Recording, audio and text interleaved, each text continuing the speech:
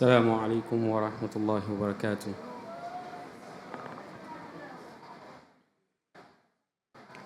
هذه قصيدة من قصائد مؤسس الجماعة الأحمدية في مدح خاتم النبيين صلى الله عليه وسلم.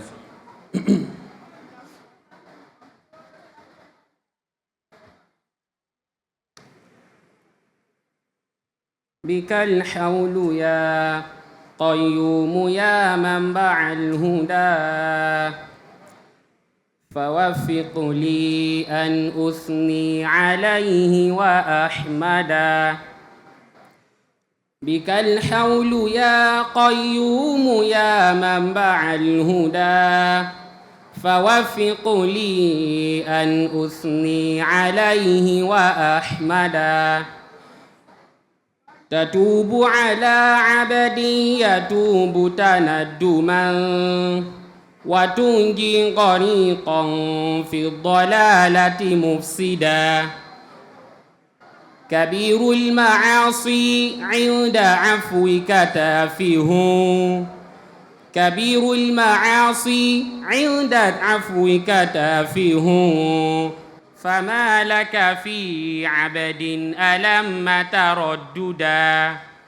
بك الحول يا قيوم يا منبع الهدى، فوفق لي أن أثني عليه وأحمدا.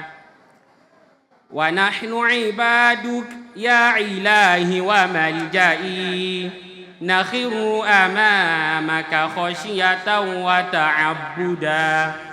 بك الحول يا قيوم يا منبع الهدى، فوفق لي أن أثني عليه وأحمدا. وما كان أن يخفى عليك نحاسنا، وتعلم ألوان النحاس وعسجدا. بك الحول يا قيوم يا منبع الهدى، فوفق لي أن أثني عليه وأحمدا.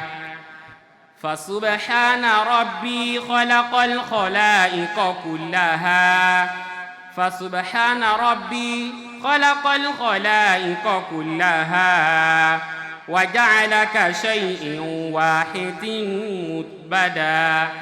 بك الحول يا قيوم يا منبع الهدى، فوفق لي أن أثني عليه وعسجدا. غرور يبيد المجرمين بسخطه، غفور ينجي التائبين من الردى. بك الحول يا قيوم يا منبع الهدى، فوفق لي أن أثني عليه وأحمدا. فلا تأمنا من سخطه عند رحمه، ولا تيأسن من رحمه تشددا. بك الحول يا قيوم يا منبع الهدى، فوفق لي أن أثني عليه وأحمدا. وحيد فريد لا شريك لذاته، وحيد فريد لا شريك لذاته، قوي علي في الكمال توحدا. بك الحول يا قيوم يا منبع الهدى، فوفق لي أن أثني عليه وأحمدا. ومن جاءه طوعا وصدقا فقد نجا، وأدخل وردا بعدما كان ملبدا. بك الحول يا قيوم يا منبع الهدى، فوفق لي أن أثني عليه وأحمدا. عليك توكلنا وأنت ملاذنا، عليك توكلنا وأنت ملاذنا، وقد مسنا الضر وجئناك للندى بك الحول يا قيوم يا منبع الهدى فوفق لي أن أثني عليه وأحمدا. Translation. O the sustainer of the living, O source of guidance, I receive strength only from you. Grant me the ability that I may praise and laud you. You accept the repentance of that servant who repents with remorse, and you alone save the corrupt person who is drowned in misguidance. Since your forgiveness makes huge sins trivial, there is no sin for you to hesitate in forgiving a servant who simply erred. It was never possible for our copper, that is, our flaws, to be hidden from you, and you know the varieties of copper and pure gold. So glory be to him who created all of the creation, yet made it, despite its diversity, as one single thing.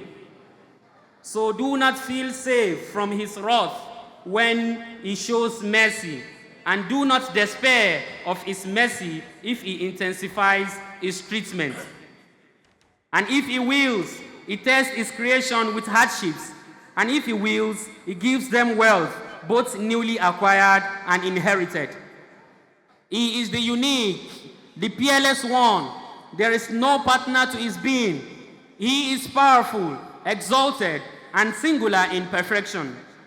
And whoever came to God's presence willingly and sincerely, he has attained salvation, and he will be admitted to the place of purity after he was covered in sin. Hazrat Muhammad Rasulullah, Nare Takbir. To him belongs the visible sovereignty, the invisible realm, and all the glory. And his is everything that manifested or departed in. O my God and my refuge, we are your servants. We fall prostrate before you out of fear and devotion. And whoever says that there is a powerful God beside him, and whoever says that there is a powerful God beside him, he has surely gone astray, and exceeded all bounds. He guided the world and sent down the books as a mercy, and sent messengers, one after another messengers, and he strengthened this tradition. Upon you we rely, and you are our refuge. And indeed, harm has touched us, and we have come to you for help. اللهم صل على محمد وعلى آل محمد كما صليت على إبراهيم وعلى آل إبراهيم إنك حميد مجيد.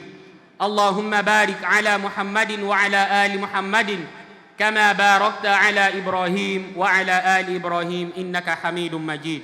السلام عليكم ورحمة الله.